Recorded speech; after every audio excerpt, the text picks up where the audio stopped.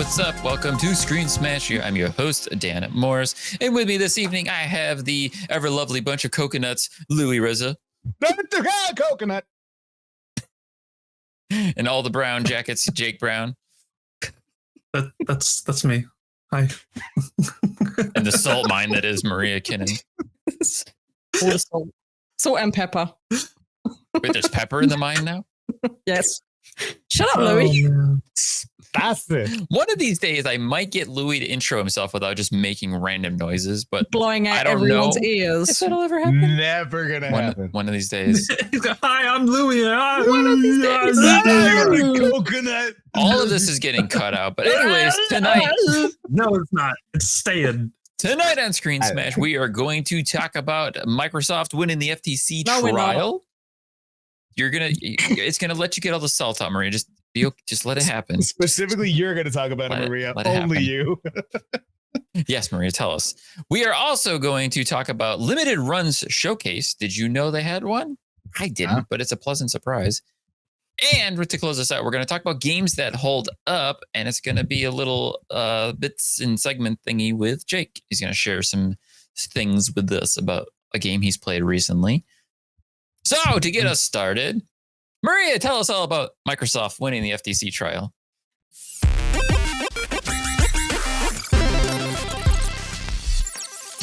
I don't care because I have both consoles and it doesn't mean two shits to me. So whatever they decide to do, I can buy whatever games they're talking about. So I don't give a shit.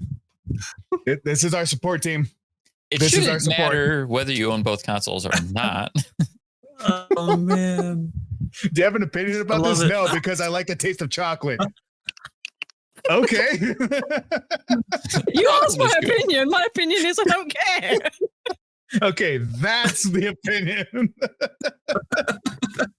So to get us started here, Microsoft has just won the FTC trial, which opens up another door for the acquisition of Activision Blizzard. It's not completely set in stone now, but this was like one of the biggest hurdles. So it's basically set. It's gonna happen most likely now, and especially afterwards, we also saw that Microsoft had gone and gotten a deal with Sony to keep Call of Duty on the PlayStation, because obviously that was the reason PlayStation was trying to fight tooth and nail, because they were worried that they were going to lose their biggest cash cow, which is Call of Duty. So this is a good thing, I believe. I mean, I've been waiting for this for a while. You guys are like I'm being all serious and professional, and you guys just keep sitting there like, trying to keep this shit together. It's so funny. I'm sorry. I was paying attention. I was not paying attention at all. Maria got me in a silly mood. I can't. Well, good, because this is the silly topic to be in a silly mood for. Oh, okay, serious. Van Damme. Okay, man. Like, that's the thing. That's where I'm at it. For how long has this been going on? How long has this been going on? For like over a year. At least a year. I am so sick of hearing it over the past year. Microsoft is about to acquire it, and then it's heard about it for a minute. I hate it. It's blocked by this. Oh, it's blocked by this. Oh, Microsoft, they're not going to do it. Oh, yeah, they are now. But wait, here comes Sony with the steel chair and freaking. I don't care. I don't care. I would like it. That is actually disturbingly accurate. Here's the thing. I'm with Maria. I don't care. I have both consoles. If you don't have both consoles by now, that's on you. That's on you. I mean, like, I'm so sick of hearing it. It's, PlayStation. Call of Duty. You know what you can do, PlayStation? Honestly, if you want Call of Duty so bad, create a game better than Call of Duty. They tried and failed. That's it. That's not the last multiple times. Who cares about Killzone and whatever? I don't know. I don't care. I'm done. I think you can hear how angry you are. My child is screaming. My child is in the other room right now screaming because she's sick of hearing it too. She's like, every day I look to my child and I go, hey, read another article today about Xbox may not get it, but I don't know. But Sony's putting up a pretty good case. No, they're not. Who cares? Who cares? We're done. What I think is funny about I'm this done. is you guys are apparently taking this all from like the console war stand and perspective, which isn't at all the way I'm looking at it. Like I have so many other thoughts and processes to go along with this, and you guys are just like, I don't give a shit anymore. I'm done with it. Who gives a fuck? Okay, that's interesting. I'm gonna, because I don't know. I was not paying attention. I'm so sorry. I'm like, concentrate, Louis, concentrate. And then Maria did a thing, and I was like, well, that's more fun. So I'm really sorry. But what I could say is, I think that the console wars, and we've talked about this at length, especially specifically on this show, that the console wars really do kind of over incumbent everything that could possibly happen whenever one console does something that another either doesn't or is trying. It becomes part of it. It's just where things go. It's just what people understand about the difference in the consoles anyway. So I don't know. I just find it very, very like it's funny, but it's not, because I can see how frustrated you are by it, because it has nothing to do with it, but that's the only place people's minds go. Xbox people, did something. Most people, yeah. Like they're gonna just be like, oh, the Xbox did it. All we have to do is wait for PlayStation to do it. That's not the point. But that's just where we go. Oh, I'm sorry. Yeah, I'm not looking at this as a console war thing. It's more the like, it's about time. Like it should just let Xbox do something to make a move to stay competitive with the industry, because that's what this is all about. Everybody wants to have their claim and their stake within the industry, and Microsoft has been doing their own thing to try to come back, because it's very clear, and we learned through a lot of these trials that Microsoft has been at the back of the running when it comes to sales, for a long time, basically since the 360. Like the 360 got them kind of up there. They kind of took a good lead for a bit with the 360, but then it plummeted after that. They've been behind in console sales since then, and they're trying to do something to keep themselves relevant, allowing them to finally have a bigger studio, which then, Microsoft's whole thing now is they want to put games into as many gamers' hands as possible, including the whole thing with the deal for Call of Duty. They want to put Call of Duty on the Switch. They want to keep Call of Duty on the PlayStation. They want to keep Call of Duty on the PC. They're trying to make it so that as many people as possible can play these games. They're not doing it to say, oh, it's ours now, you can't have it anymore. That's console war mindset. Console war mindset is gimme, this is ours, you can't have it. Which I think but where did that come from? But where did that come from? It did fanboyism. And it had to start from somewhere. And I remember there always being like, the reason why you want the PlayStation is because you get Final Fantasy. The reason why you get the Xbox is because you get Halo. So of course our minds are going to naturally gravitate to. I blame Sega. Bogart that. I blame Sega, because Sega does what Nintendo wildly out of. That's Sega. Oh my God, with the reversal. That's the original console war. That's where console wars originated, was Sega versus Nintendo. It put people in this mindset of like, I have to have one, but not the other.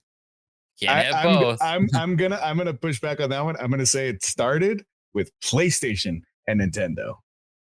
Wow. No, see, Because so there was literally a competition between Sega and Nintendo before PlayStation existed. No, I understand that, but I think that Sega was, it was a competitor, but it never quite lived up to the competition.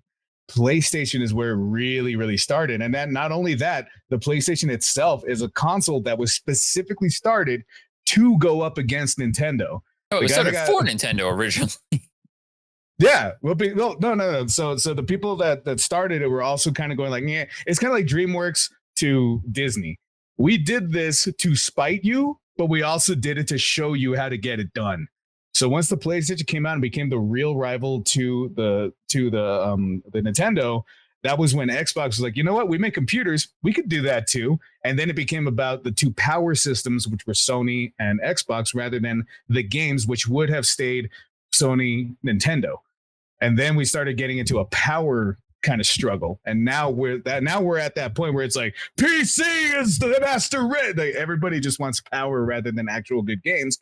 And ironically, Nintendo has, in my opinion, been playing the most fun games in the past decade, as opposed to these other idiots who are just like, it looks better. Look at our graphics. 5,000 FPS. Well, you said it yourself. There's PlayStation, there's Xbox, there's also PC, and there's also Switch.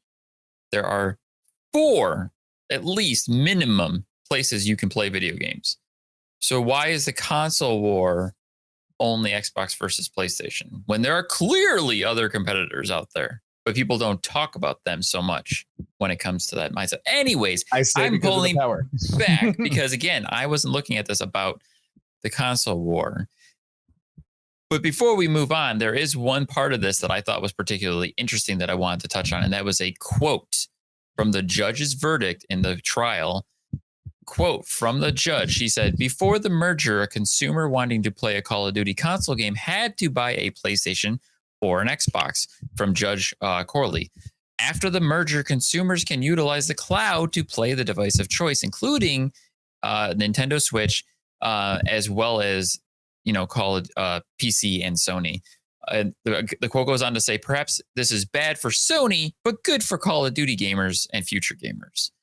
The judge in this trial called out Sony that this might be bad for you guys, but it's good for consumers. That was the whole point of the trial.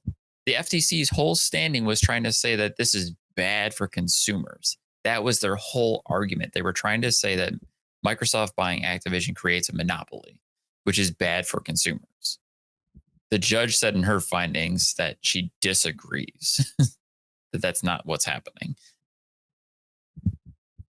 I mean, I can see that, but that also boils over into it's a console war thing. Why, Louis? Why? Because the judge had to specifically say, hey, PlayStation, no, it sucks for you. But that was their whole argument. That was their argument, though. That was Sony getting up there and going, we don't want this. No. I get that. But you have to remember a key aspect here, Louis. The console war, as it is rhetoric in the world and in social medias, isn't between the consoles themselves. It's between people. I'm answering your question of why you're saying, why do people think it's only about the consoles? Because even in the deposition, it is stating the difference between the console. That yes, it is definitively good for one and is definitively not so bad for the other. For the gamers, it's fine. I get where you're coming from. I get why you're frustrated with what I'm saying. But if you're pointing out that PlayStation is not going to get better, but Xbox is going to you're doing exactly what the console war people are doing, Louis. You're doing the wrong thing. You're only looking at this at surface level. I'm saying I see why you say it's, and you're right. It's not about that, but that's why people are seeing it that way. It's an easy transgression. I'm not agreeing with it. I say it's just an easy transgression. That's why people are thinking that's all that it's about. It is kind of on the console war, but it's not what the whole thing was for. I get what you're saying. It's really hard to explain. I have to put a whole thing prepared. I will study this and we will come back to this, young man. Because games. No, we won't. No, but we all. No, you won't. He and I will. That's the whole thing from this. Is it's supposed to make it easier for all of us to just play our games and not have to worry about all this garbage. Just buy all the consoles and then you can play all the games. Oh, money. That's cool. Yeah. Listen, that's the equivalent of PC players. Like, just get a PC and then you can play everything. Like, well, yeah, that's $2,000. It's like it's the same as buying all the consoles. So you could get a really bad PC for like $500. I mean, you could get a really good one for $500 if you know what the hell you're doing, but you have to know what the fuck you're doing. And Maria won't let me tell people what the hell to do because she does the snoring because thing. We only have an hour and you go on forever. I only go on forever. Louis, listen, okay? The whole reason I'm getting frustrated with you keep bringing it back to console wars when I'm trying to pull it away from Console Wars. And then you went on a whole thing that you talked No, specifically I'm talking about what the judge actually said in the trial to make their fucking decision, Louis.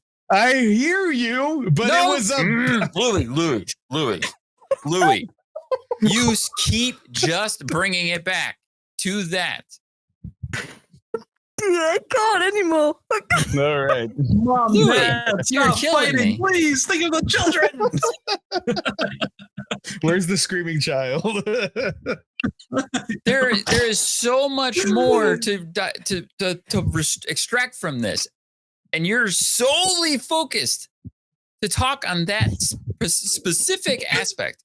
We didn't have to talk about Console Wars at all, and we weren't talking about Console we Wars, could have but had a you healthy pointed out to PlayStation. They said to PlayStation. We're talking about Xbox, but I to PlayStation, they said this. Not pointed out, Louis.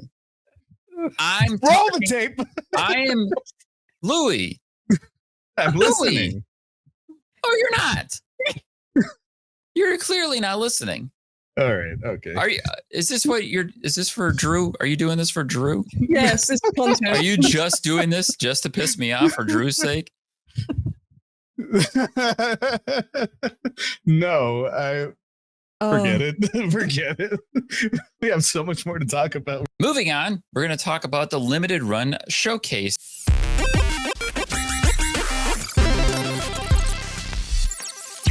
If you don't know what limited run is, it's a little company that does limited runs of video games. They make numbered short physical renditions of games that may or may not have had physical copies, or they're games that are getting a reproduction that haven't had one in a long time. If you've not heard of them, check them out, especially if you're into physical games and collecting physical games. They do really cool special editions and whatnot for games. Anyways, they specifically had a showcase last week where they showed off and announced a bevy of games getting physical releases, including a never before released Shantae Game Boy Advance game and the return of a cult classic platformer. This is good for games, especially for the ones that didn't get their physical release, because some of these games only ever got a digital release, and through limited run, they get a physical release. Especially if you're someone like me who's a physical collector, or you just prefer having a physical game over digital ones. This is kind of the only way to get that. Did you guys happen to see anything on that announcement that kind of stuck out for you, or just in general, what your thoughts on physical limited run? So I didn't know a lot about limited run. It was a while ago I actually learned about them because my husband gets some of the games and stuff, get physical release, but they do give some really nice packages. You get some of these collector's editions, and they'll give you you get the big box and you get some little trinkets in and things like that. I ordered the Return to Monkey Island one earlier in the year. They take a little while to come through. The thing is, because it's limited run, they are actually limited. So if you don't catch it and order it, you cannot get them again. But it's really nice, a way of getting these physical releases of these games. It's that you might not get a chance to. I think we got a Robot Named Fight. I think we might have a Quake one. I know there's a Doom 64 version coming out, which is giving us the big box one. It's really nice. If you're a fan of physical copies, which, in this day and age where everything is digital, it's really worth looking into limited run and getting yourself a little collector's edition for it. No, I'm all for it. I'm very pro limited run. I kind of had a similar experience, Maria. I didn't know too much about them. First I heard about them, which piqued my interest, was the Ninja Turtles Shredder's Revenge little collector's edition, the bundle she's talking about. Mm-hmm. It comes with an action figure, a shadow box. It's in a VHS case. It was really cool. And I definitely, I don't know if I got a physical release, the game, or if it was only digital, but it is cool to have a physical copy and have all these little exclusive trinkets. And from the showcase thing, like you mentioned, what caught my eye was the Castlevania they had and the Jurassic Park. Those two look great. I remember playing Jurassic Park on the Game Boy. We were just talking about that, I think, last week. We were just talking about that last week with Chase, the Jurassic Park games. And now it gives me a reason to go back. I wasn't gonna pull out my Game Boy, but I'm I can play it here. So I'm looking forward to it. I didn't know there was a showcase. I didn't know anything about it. It was just recently we actually learned that it's actually showcased, which is really cool because, you know, I like to see that they're actually getting into the market and advertising this cool product thing. But yeah, I'm all for limited run. I usually don't like limited run stuff because I'm always just kind of like keep it to the consumer. But at this point, I'm just kind of like, if you get those like those rare kind of little one of a time or one of a kind items at little time runs and stuff like that. Like, okay, for example, Disney's Vault. Yeah, I hated that concept.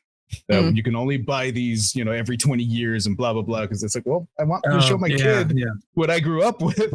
So with this kind of a thing, like with the limited run, it does kind of, the people that have really kept to the fandom, it sounds like it's a really good treat for them. Like if you've been listening to it, if you've been waiting for it, then this is just a really cool thing to be like, hey, by the way, you're still going to have access to the game with or without this limited run access, but this is the first time that you'll actually get something back for being a fan for this long. So I don't know. I think that sounds really cool. That's nice.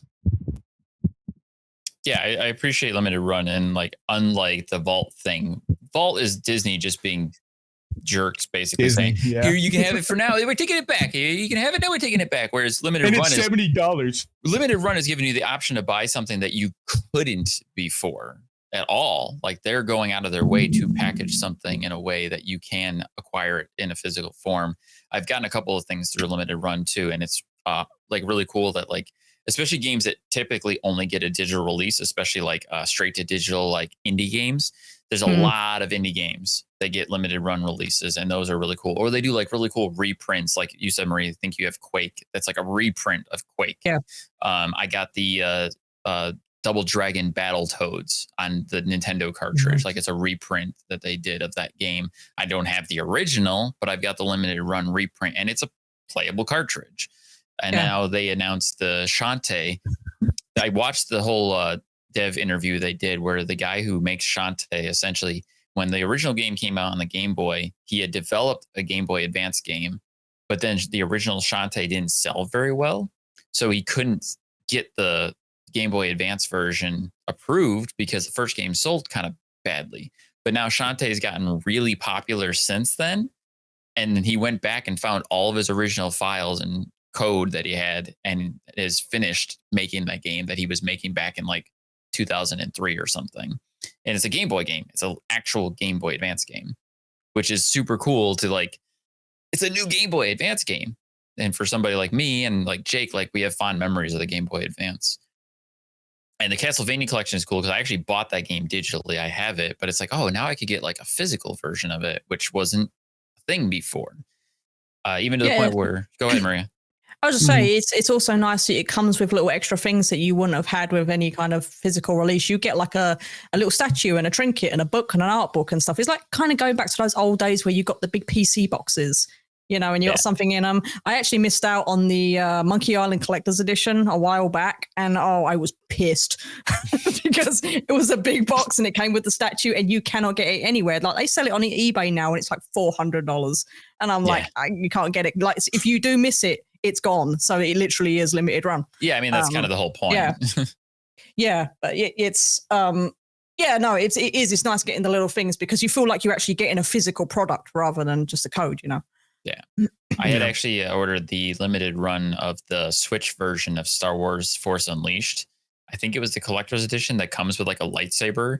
So I was like, ooh, like I don't think they haven't packaged and shipped it yet. It's still like a ways out, I think, but still like it's usually like they have a window of when you can order something, and then after that they close it off. You can't do it anymore, and it's gone.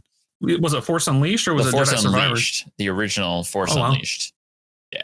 No, I was just saying that I like some of the stuff that you've gotten from like, but still my favorite is that Revengeance sword. That is the coolest thing I've seen that you get from those. I know it's not limited. Well, yeah, that was a collector's edition. Yeah. No, no, but like what I'm getting at is that like I love those little collector's things. Like that. Yeah, like I revel at that. I know sometimes I hate that it's like, well, in order to get this statue, you got to spend $4,000. I mean, I want the game. And the thing is with limited run is they're not actually that pricey. Not as bad. They're not. Yeah. Yeah, so it's $50 is great. That's kind of pricey, but that's not $300, Yeah, but like when you do $50 and then you do miss out on it, you're like, fuck. Yeah, I'll admit to that. Yeah. What can I sell? The other, How much would my cat go for? The other main thing I wanted to hit on that was at this limited run showcase, they announced the Gex trilogy. And anyone out there who's a Gex fan, you've got to be excited. I remember playing Gex back in the day on the PS1 and loving that series. And it was one of those games that I always rented from Blockbuster and got, like, I would play it over the weekend back in the day on PS1. And I haven't played those games since. So I'm actually kind of excited to revisit them and be able to play them like on modern consoles. I know that's one of those series that's kind of like beloved, but it's kind of been just shoved away to the annals of time. I played it on the demo disc, and I remember playing this little Halloween like level, and I played it repeatedly. I never played the full game, but I thought it was amazing. So I'm excited for you. First one. Yeah, no, I got the first one when it came out, and I remember as a kid I loved it. As I got older, I'm like, oh, that's not cool. Like when you're a little kid like him him and his little one-liners, he's so rad. Yeah. Now I'm that was definitely an early 90s thing. Yeah. Yeah, I used to love how Gex was kind of like a parody on everything. So each level in a Gex game was a parody of like a movie franchise or something. And that's where you see like Gex as James Bond a lot of times in marketing and things. Because there was it just a level or was it almost an entire game? I forget now with Gex, where it was like a straight up parody of James Bond. I can't. Yeah, and it was like Enter the Gecko or something. There was like a bunch of like the ones. Yeah, like Enter the Gecko or something, wasn't it? Yeah. So it's like that's the thing is like this game is such a faint memory for me as someone who played it back in the day. But if you've never played this series, they're interesting, fun platformers from back in the day. And I'm looking forward to having a chance to be able to revisit those games now that I don't have the original PS1 games anymore.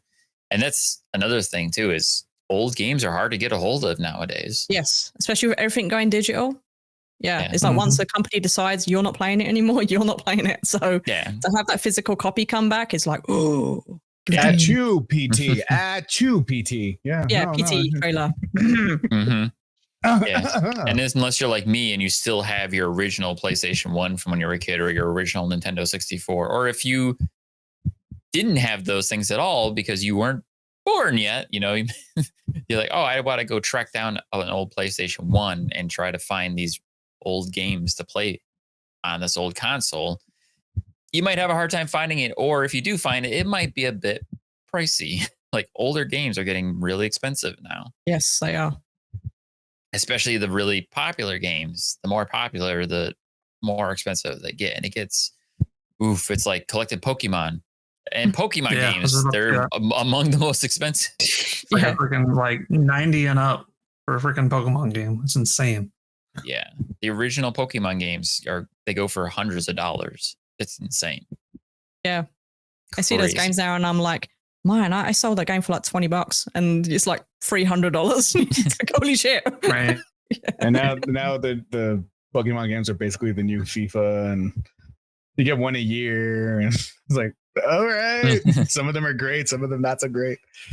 But yeah, going and Dan introduced me to a lot of this, going to those little kiosks where like they show a lot of like the older kinds of games. And I was like, when, even growing up as an adult, I was kind of like, I mean, that's really cool, but who the hell would want to buy a game that expensive for whatever stupid reason? And then he kind of introduced me a little bit to like, like what the whole thing about collection is. And I'm like, oh, okay, I get it now. Yeah, there was something else announced at the limited run showcase that I'm particularly interested in too, and that's the original Clock Tower is getting like a remaster, remake. I don't think I know that kind game. of thing. Well, you've probably heard of the Clock Tower series. The Clock Tower series has been around for a while, to the point where I think the last Clock Tower game came out on PlayStation 2, and even that's hard to get a hold of, and it's expensive. I know, I've looked.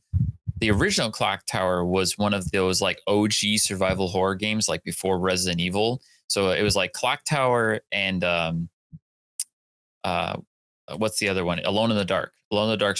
Those were like two of the first proper survival horror games, and then like Resident Evil basically ripped them off. And the original Clock Tower, which I've never played before, and I've only seen like I think Japanese translation versions of it before, is getting like this new fancy version that Limited Run's doing, and I'm like, oh sweet, like I can actually get like a modernized, updated version of this game to be able to play finally and experience. I saw that they're really releasing Night Trap for some reason. Why not? Yeah, because why not? Limited Run. I mean, it's nostalgic bullshit, but why I not? still want my Parasite Eve. God damn it. Boy, good luck with that. That is so freaking hard to find without emulating, and don't emulate. Anyway. Not illegally. You can emulate legally. Technically, there is no legal emulation. You can do it as long as you own the original game. Right, exactly. No, Nintendo does not believe so. The second that you turn it into an emulator, that's illegal. Well, yeah, Nintendo for sure. But only Nintendo. Everybody else is like, yeah, whatever. Who cares? Everyone else is like, I'm a pirate on the sea. Or if there's a game that looks really interesting and I want to be able to play it, but it's going for like $2,000 on eBay, I'm gonna find alternate means to be able to try that game and play it. Legal.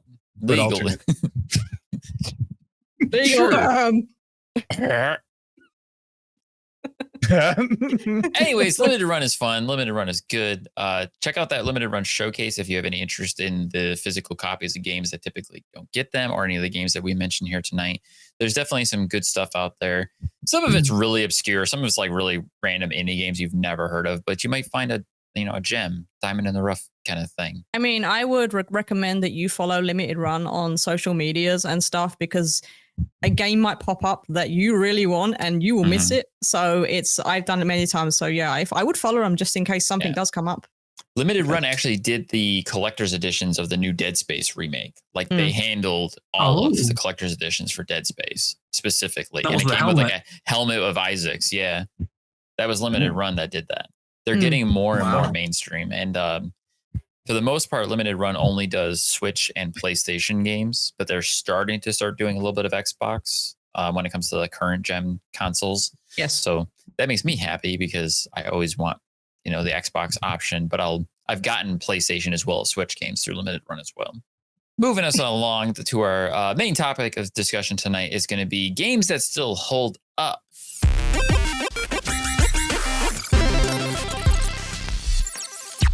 And to get us started, Jake has actually played an older game recently that he's pretty much well enjoyed, and I'm going to let him take the floor. What'd you play, Jake? Hi, I'm Jake from State Farm, and I'm not here to sell you insurance. I'm here to sell you Deadpool, the video game. Family-friendly fun. So I picked up Deadpool a few weeks back, and my God, why did it take me 10 years to play this game? So let me just start off by saying, like, Nolan North as Deadpool is just comedy gold. Like, to me, I feel like he wasn't even given a script. Like, he was just told, do whatever you want. We'll throw it in the game. Like, I don't care. Be yourself. Do whatever you want. And because like that's literally just how the game feels, and it is brilliant. And I played it for like 2 weeks straight. I just 100%ed it. I got all the achievements, and I'm kind of sad that I got everything unlocked because I'm like I wish I had more to do a little bit. But I believe the comedy in the game is like kind of the key reason why it holds up. I mean, like other than that, like the combat, it's okay. It's good, not great. I mean, like most of the game, I found myself hitting the same 3 buttons, like X, X, Y, X, X, Y. The graphics, they're kind of what you expect for a superhero game. Like they're not great, but they're not bad. But it doesn't really it doesn't bother me. But the great thing about it is like it's the fun that I have killing these guys while hearing Nolan just crack jokes the entire time. But like it makes me forget I'm playing a 10-year-old game. And like that's exactly kind of like why in 10 years I see myself revisiting it again to play it. Because it takes me out of the world. It takes me like I'm into this experience to where that's why I think it holds up. It's fun. Fun makes it hold up. I need to play it. I own it. Do it. Here, I'm gonna give it to you through the. It's just like slot it down to her. She's below you. No, she's below. You threw it at Dan. Whoops. That'd be so good if like Dan. Hold on, wait. Like, yeah. Yeah. No, wait, other way, this way. Like, They went the other way. Yeah. Yeah. Fix it Man, in post. if we had planned this, we could have done a bit. we totally could have done a bit. Fuck it, we're doing it live. That's how Here, it let me works. pass it down to Louis. I don't have a physical copy. Oh, good. It's for the bit. I get my PlayStation. Which is crazy. I know. We were just talking about limited run games, but Deadpool is actually you can only get it, which is insane. It is limited. Yes. Like they took it digitally, which is very limited because you can't buy it digital because of licensing issues. Yeah. So I found it is technically a limited run. Yeah, I've been hunting for it for like secondhand, and it's hard to find it below like $30. You know, for like the Xbox One and stuff. So it is one of those games that you're like, I was holding off trying to see if I could find it cheap, and then after a while, it's just like, just do it, just get it. Now, something that I want to echo that you mentioned, Jake, was you were explaining why you think the game holds up, and you didn't say, like you said, the gameplay is okay, the graphics are okay, like they're nothing special, but there's something about the game. There's something that makes it fun, and that's what's important is how much fun you had playing the game, and the fact that you like. I'm gonna experience this myself because I haven't played the game since it originally released 10 years ago. It just had its 10-year anniversary from June of 2013 is when it originally released, and that's when I played it. I don't remember a thing from the game, so I'm looking forward to playing it again and re-experiencing everything the game had. Even though I remember the game having not like the greatest gameplay or the greatest combat, but it was basically like all of those things are just like a mechanism to fuel you through what is a phenomenal, hysterical story. I don't know if story is the right word, but experience. It can be. Yeah, it can. Well, you will say that the funny story. It's well, I wanted to make a comparison. And I think that you specifically, Dan, can actually like really agree with me on this one. That we were talking about DMC, Devil May Cry, how much we like that game and everybody else hates it. To me, Deadpool and DMC are basically the same but reversed in that I love playing DMC because of the game, because of the gameplay, because of the music, all of that, all the background stuff. The story sucks. Everything else about it is, I don't care. We're brothers, but we don't like each other. I mean, that's always been the story of Devil May Cry from the beginning. I know, but like they gave you like 2 sentences a game to like remind you that these are brothers and they hate each other. The rest of it is all done through the action. But the DMC game, like I love playing it because of how fun it is. It has some of the best, the best utilization for actual on-screen action. Deadpool is the same thing over and over. You're hitting 2 buttons the entire time. But I will play that game once a year because of how funny and how much I love going. Like I could quote it like a good comedy movie. Like, yeah, I know every joke and I'm still going to laugh at every one of them because it's not delivered by me looking at myself in the mirror. It's delivered by Nolan North, and he's a god when it comes to playing that. And so, like, you know, I don't know. I just think that it's weird. Not to mention, sorry, go ahead, Louis. Finish what you're saying. No, just it's weird that a game can be known and so readily available for not the gameplay. Personally, yeah. I was gonna say, not to mention with Deadpool, you get 3 versions of Nolan. Not 1, not 2, but 3. Yeah. You get 3 versions of Nolan all at once. It's like the voices in his head talking back and forth. I love it. It's like I love like the opening. And spoiler, Maria. I'm sorry, but it's like one of my favorite lines is when you're sitting there, you're blowing up the blow up doll. And then the inner voice in his head, he's like, "Are we going to put our penis inside this thing?" I'm playing this game right now. Sorry, guys, I gotta go. Bye. Yeah. Oh, look, I'm sick. Or when I have COVID. Deadpool tells off Nolan North in the game. Oh. Yes. Yeah, like super fourth wall breaking. Love It's it. very good. I love that Nolan is telling him how he wants to play him to him.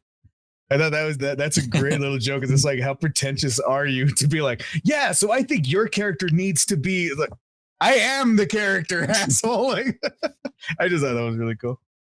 It's got so many moments, man, and it's just like I love when he goes through the door, like it's like old school like graphics. It's all pixelated. He's like, "What the hell is this?" And it's like, "Oh, you went over budget." He's like, "Let me fix this real quick." Well, yeah, with their T-posing, just running around the room.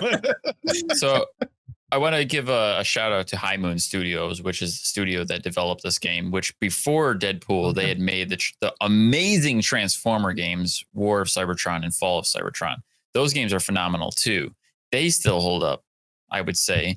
High Moon, since Deadpool 2, it kind of got absorbed into Activision and then went on to just be like a support studio for Call of Duty games, which is kind of like, oh, because they were making really good games on their own before that. And now they just kind of make Call of Duty games. But is there any other games that you guys have like that you want to talk about that are games that you still hold up to this day that might be a little older or like have particular reasons like Deadpool? Revengeance. Yeah. Metal Gear Revengeance, 1,000%. I mean, it might also just because the zeitgeist is like perfect for it. And I mean, there's a reason why it has been like getting quoted, and all the memes about memes have been floating around for the past couple years. Certain quotations that are not taken out of context, and certain villains, yay, we're not going to do politics anyway. I just think that game also, like, it was one of those ones that I went through until I got to a certain point very, very early. I think it was the dog boss. And then I was just like, it's not what I thought it was. Yeah. I was like, it's not what I thought it was. Yeah, whatever. And then I left. And like a year later, I came back and was like, you know what? Let me give it a shot. And then I give it a shot. And I cleared it in a weekend. It was just so goddamn good. Not many games are built the way that it is. Many people, like a lot of YouTube, my favorite YouTubers have been coming on and talking about it like pretty consistently. It's just, again, because of current zeitgeist, it makes a lot of sense. But oh man, that game, not a lot of games are that smooth, are that cool, are that fun. Maybe it's a little late 90s rock, even though it was made in the 2010s, but it's still kind of cool. It's still kind of hype. It's fun. I love it. Yeah, the game gets my blood pumping so hard when I play. It's like, it's so well tuned to the action, and the music and everything just has such a cadence. Not talking about the political drama of the Metal Gear series that was interwoven into that game. But yeah, definitely. They just like iconic like boss battles, and like it's the soundtrack. The soundtrack to me is what makes that game. Like, who's the bitch? Don't care what I was playing. It's so good. It's like that must have been why you fell off at the beginning of the first try playing it. You must have had the volume turned down, because if you I don't like that kind of music, to be honest. That rock is 11, man. As soon as I heard that, I was like, I'm getting the soundtrack. It's going in my car. Jamming. See, but it came out like almost exactly at the same time as DMC, and like, that music were pretty I close liked. together. Yeah, like a couple months off or something. Because I had But the soundtrack liked for the DMC DMC too, with the Noisia soundtrack of DMC, and then but also Metal Gear Rising, because I got the collector's edition that came with that sword, and it came with the soundtrack, and I was like Jake in my car, just like just jamming away, like pretending I'm slashing giant robots with my magic ninja sword. Just yelling, "Rules of retro. nature!" I think I have a bit of a different take on it, because I took a big break from gaming for like a long time. Like basically the PS2 was like the last console I played. I played the PS3 a bit because it was my brother's, but I didn't own it. So when he moved out, he took his consoles with him. I didn't play them. So I took a big gap in gaming, and then we finally got the PS3 and then the PS4. So for me, I'm playing a lot of these games for the first time. You know, I'm playing Destiny for the first time. I'm playing the Uncharted games for the first time. I'm playing a lot of these, going back and trying to fill that gap. And so to me, it's like, I'm finding a lot of these games that I think compared to the new games would be so dated, but I'm surprised of how good they're holding up to the standards I'm expecting of them from these old games. Like when I first played like Destiny, I was like, holy shit, I thought this game was going to be a lot rougher than it actually is, because I'm expecting, from when it came out, I'm judging it thinking it's going to be janky, it's going to be this, and I'm just kind of having like so much fun with these games. So, but no, there's other games that I actually went back and played like a while ago, and like Perfect Dark. I played Perfect Dark a while ago. I had so much fun with it, doing the split screen on there and going through, and just even though like the graphics, are kind of janky and stuff, there's still that retro-y feel to it where it's just good fun. But yeah, there are just some games that just do hold up that the graphics don't matter. It's just the experience of just kind of, especially split screen games that you can sit couch co-op with people and just hang out and stuff. Yeah, a lot of these games are like really, really cool. Like I went back and played the first Destiny and I'm like, oh, it's amazing. I love it. Yeah. Still never played the first one, but I like the second one a lot. That was really good. The first Destiny, so good. And yeah, it absolutely still holds up. And like what you said, like you were put off by thinking about like you were judging it beforehand. But like Destiny has got that years of Bungie pedigree behind it, so that when they released that game, it was still immediately a super solid game and experience that like there's very little jank, there's very little glitching, and it's just a very solid experience. And we could list hundreds of games, that still hold up. And like you could go from any different route of like whether it's a retro game or if it's a, like a modern game that is like doing something different. But like I want to mention, kind of in the similar vein, a game that I think really holds up to the test of time. And like it's hard to believe that this game is as old as it is the Ninja Gaiden game that released on the Xbox, the original Xbox, Ninja Gaiden. It's one of my favorite action games of all time.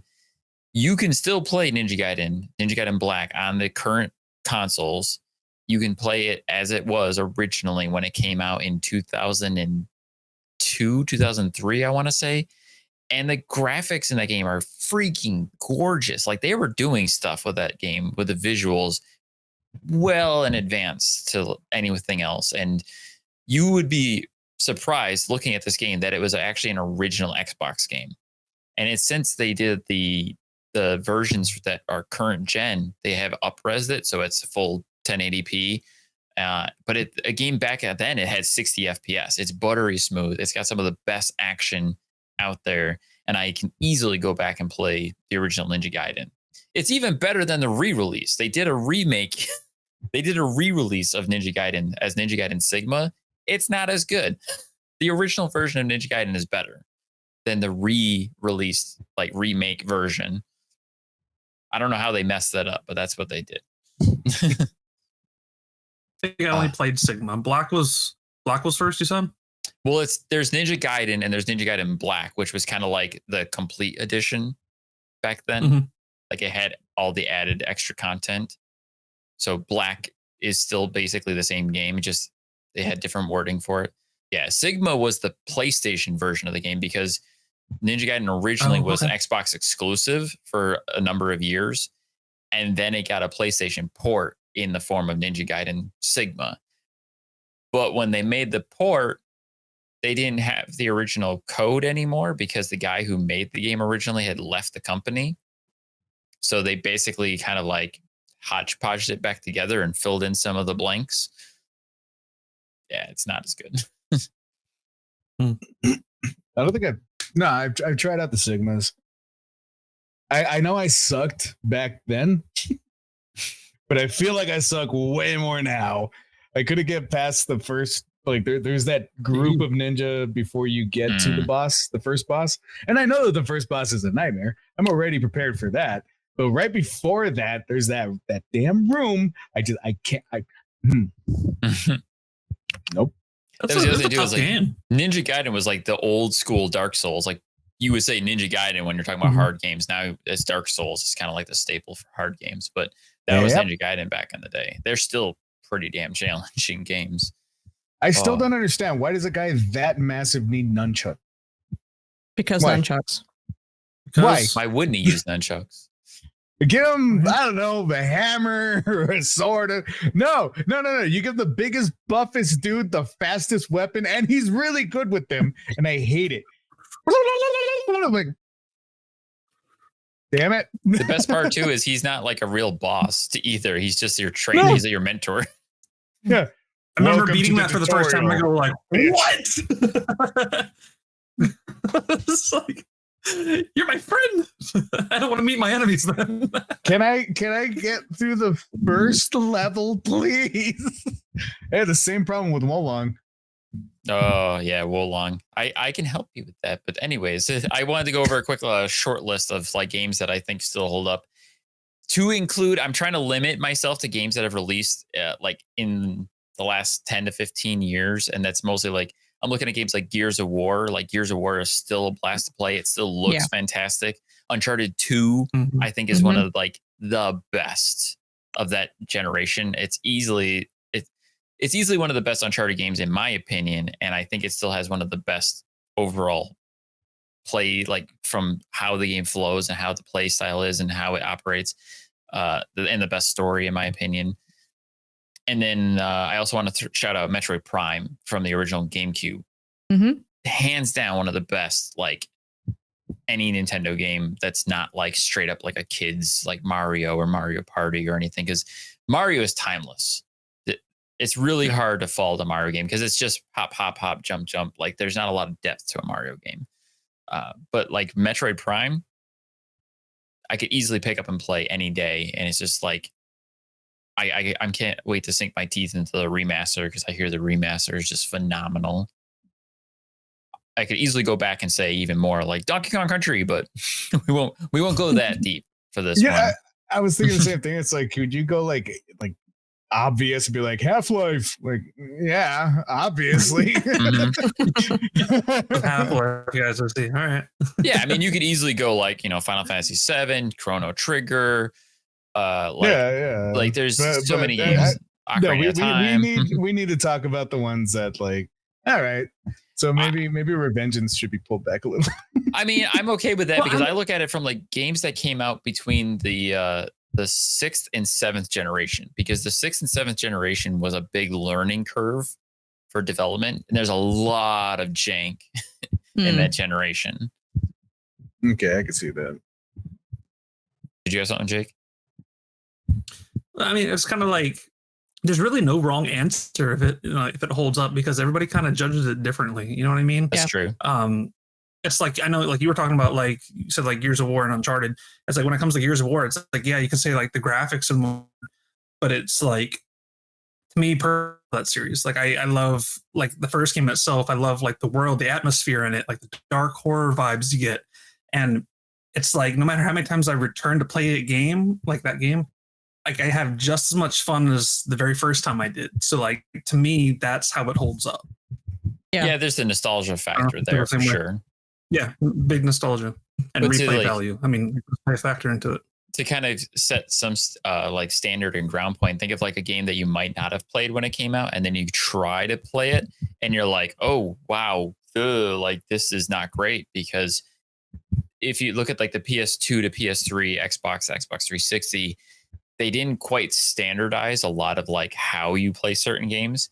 Like you can jump into, say, Red Faction or Red Faction 2. Okay.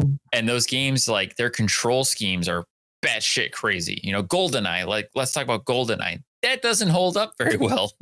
No. GoldenEye doesn't hold up, but Perfect Dark is better. Yeah.